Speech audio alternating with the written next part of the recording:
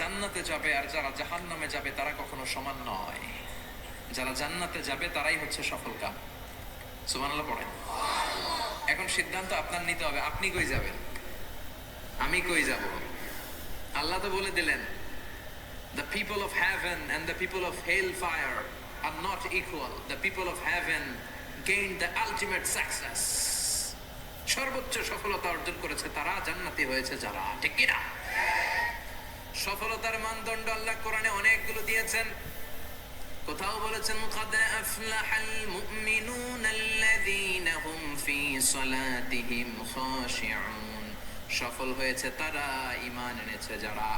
আবার কোথাও বলেছেন قد أفلح من زكاها وقد خاب من دساها, নিজের আত্মাকে পরিশুদ্ধ করেছে যারা, সফল হয়েছে তারা।